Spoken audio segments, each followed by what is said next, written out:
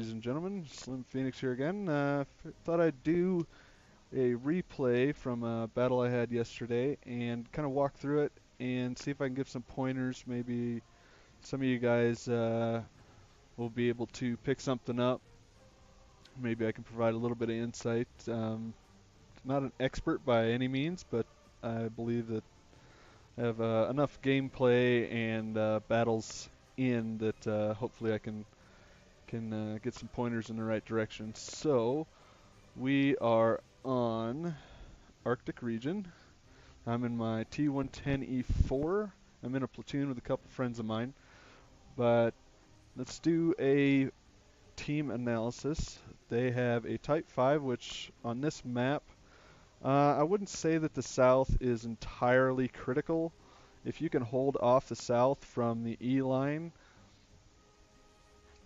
you can usually manage to, like down here in this area, you can usually manage to hold these guys off, and then if you can kind of push around the north side or even through the center or around this pass here, you can usually overcome them. But a lot of the time, from what I've seen in pub matches, that your teammates will go up here and maybe push across. Otherwise, they'll just kind of sit here.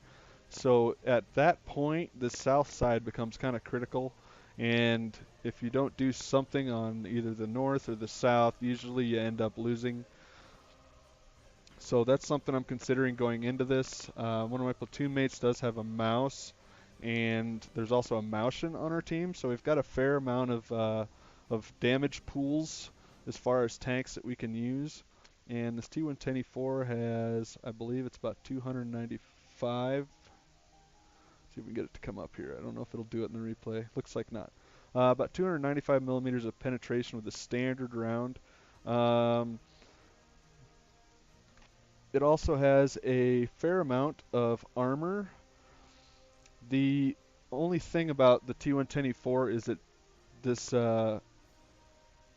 this mantlet right here and on the other side have about 250 millimeters of armor that you can actually punch through, which makes those a fair weak spot. And then there's also the machine gun port on top, whereas the T110E3's machine gun port on top is really strong. You have a hard time getting through that, even with premium rounds. With the T110E4, you can penetrate through this machine gun port on the sides. Like I said, you may even be able to get through the sides of the turret here. And then the lower plate is also a weak spot if you hit it low enough.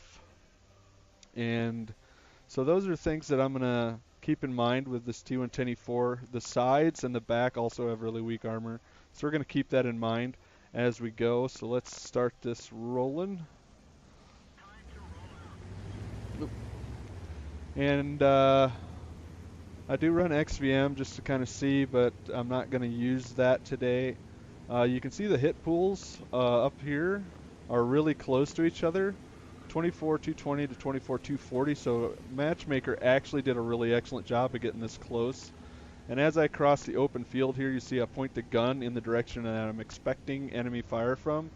You always want to have as much of your armor as you can manage to get pointed in the direction that you're anticipating fire at.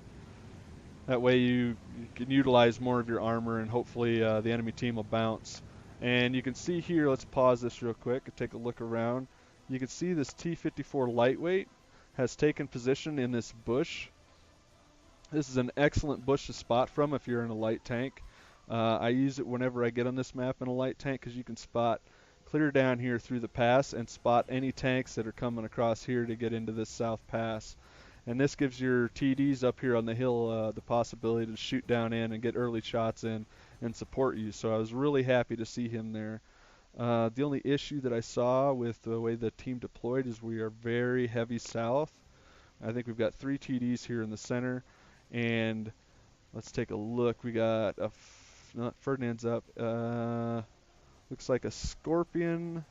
Waffle, I'm not sure what this other one here looks like. An STRV going up north here. These are primarily sniper tanks. They don't have a lot of armor, and if they get spotted and shot at, more than likely the enemy team's shots are going to penetrate.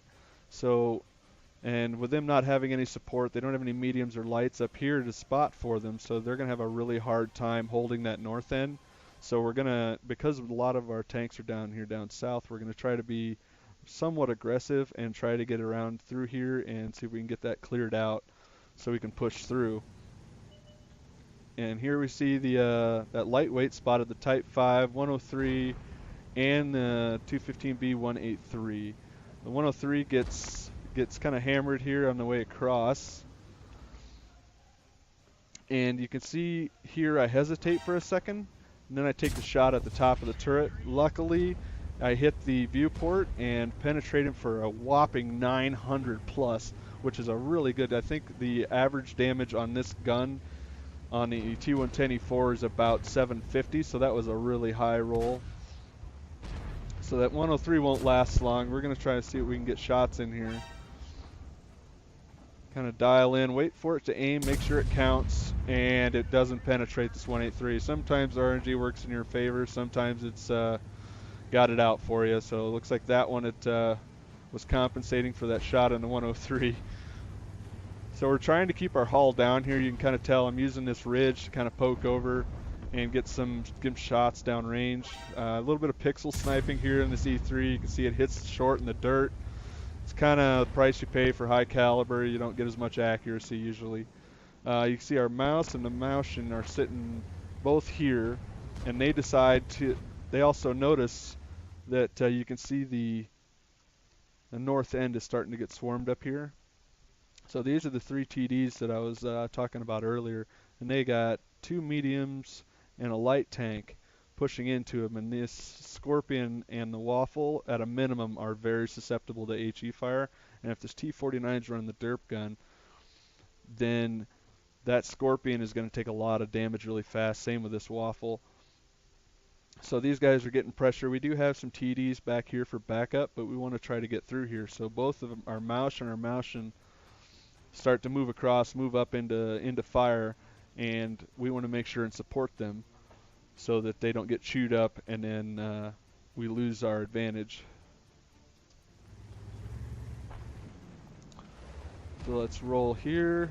183 is still taking shots, and I notice here that there's a rock between me and where that 183 is. So taking the advantage of him just firing, I want to roll up and get this Type 5 knocked out so that we can progress a little bit. But these guys and teammates, and we spot this tortoise here, and it'll show here in a second that there's another one with him. We dial in on that cupola, take advantage of the weak spot, get a nice roll for 800. So this mouse is teammate that's in front of me is taking a lot of hits, so I'm trying to maximize, kind of cut everything down so we can get these guys cleared out and push around before we lose the north end.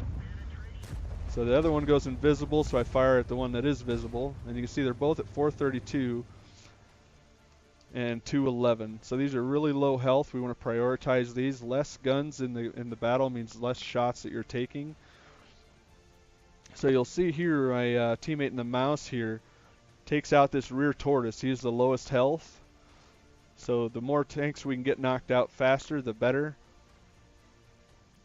So let's play that. He shoots this rear tortoise and knocks him out, and this other tortoise is moving up into cover, which is probably a good safe bet, because then he doesn't have to provide, and there you can see the shot goes wide. Like I said, sometimes RNG giveth, sometimes it taketh away.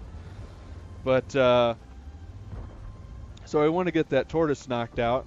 He's doing a fair amount of damage. I aim in on this IS-3 because I don't have shots and a lot else, and he turns the turret. A lot of times this is patience. I think this one was just because I was still reloading, so it worked out in my favor. But he turns the turret and gives the weak side of the turret, giving me more potential to penetrate him. So as I fire here, we hit him for just a little bit under average damage with this gun, but we take half of the health out, which is a really nice assistance to the team. We want to kind of keep being able to put shots out, and this tortoise is putting shots into the mouse here. So we clear that out for him. You can see the Scorpion in the back is down to low health. Another thing to consider is the lower health enemy tanks get. Bounce shot from the IS-3, the wonderful turret armor on this thing. And the lower the health gets on the enemy tanks, you'll see the less willing they are to poke out. And we take advantage of this IS-3. It really was not a good move on his part, but I don't think he had a lot of options. He was kind of going what he had. So let's take a pause and look at the map. The map is something, the reason that I have this as big as I do is because I want to pay attention and be able to kind of see what's going on the battlefield so I can adjust and compensate accordingly. And here they've pushed through all the TDs that were on this hill here, as well as the 3 were up north are knocked out. So they've got a lot of pressure back here, and we have T110E4, and I want to say this is an ISU here, and they're not going to be able to hold out for long. And if they get 3 tanks on the cap, usually it's only like 30 seconds for them to fully cap out. So I think here soon I'm going to turn around and head back. Yep. So you can also see my my teammate over here is doing the same thing. So we're going to try to get back there, keep them from capping. This T110E4 and this ISU did a good job of holding them off. And the enemy 140, you can see right here, he's trying to get over this ridge and work his way around the corner so he can kind of get some crossfire and get a little bit of flanking pressure on these guys so they can cap successfully. They're down to 43 seconds. They have 2 tanks on cap. And I almost wonder if they hadn't actually stayed on cap, if they wouldn't have managed to cap this out. So we get up here, start to get aimed in. I don't have enough gun depression to get around there, so I had to roll forward, and the 111-1 takes advantage of that, puts a shot into us. We get a good RNG roll. We hit him, leave him on 90 health. But they still have the other 2 tanks on cap, the STA and the Tiger 1, and they're down to 18 seconds. So I'm going to get up on this ridge, see if I can get a little bit higher and shoot down under there. But as I do this, the enemy, or excuse me, one of my teammates knocks out the Tiger 2. So there's the STA, there's only 11 left capping. We take him out with a nice high roll. And let's take a pause here real sec. You can kind of see how we're all starting to come back a little bit. This Tiger is still down here. He's relatively committed because the ramp ends right here. But he is down here. So hopefully he can hold out with this 183. I mean, we kind of left him holding the bag, so to speak. But we had to come back and get this reset and clear out some of these enemy tanks that are putting cap pressure on us. So let's see, the SU-101 comes in down here, down south. He's going to come in the back end of the mouse here. And the 152 comes over the ridge. And the RNG giveth, the RNG taketh away. That one bounces off of him. 140's knocked out, so we're down with the 183, the 44, and the 101. And you can see the 183 was last spotted right here. The 44 and the 101, they're all in one location. So ideally, we'd split. Some would come back down this way, some come back down this way. So let's take a look. I'm pretty sure, yep, 44 is here. We take a shot, and the turret traverse just isn't enough to get the reticle on the target there. And I'm hoping with this 183, I'm trying to get a shot in on him, but I'm not reloaded in time. And he rolls in behind this hill. So teammate in the 48 Patton goes down. He's a one shot for that 48 Patton, so he's going to go down and get behind him. The 183's turret doesn't fully rotate, so if he gets behind him, he's got an easy shot without a whole lot of worry about getting shot by anything else. The SU-101's down there. I'm going to roll out here because it looked like that 44 was going to come around here and kind of do some running, so I figured I'd get out here and cover as much map as I can. But he ends up coming up here, and I got the 101 knocked out, and I don't have any shots, and teammates just do an excellent job of clearing him out here. So all in all, it was a good game. You want to make sure and keep an eye on your mini map. You can increase and decrease the size using the plus and minus keys next to your backspace on the keyboard. So like you can make it larger, make it smaller. Me, I like it right about here. It's a decent size, but it doesn't block too much as in terms of visuals and being able to see enemies and such like that. Did 5,700 damage, an excellent result. I really can't complain about this match with this tank. We did a good job on the south, and I hate to say the Tiger 2 survived that was down here, so that's awesome.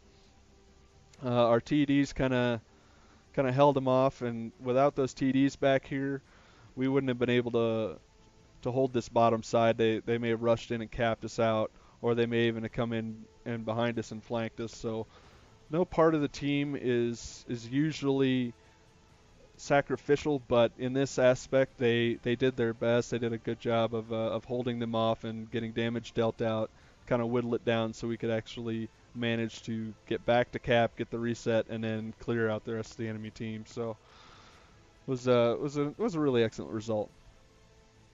So thanks for watching. Tune in. Don't forget to hit the subscribe button down below, and we will see you next time.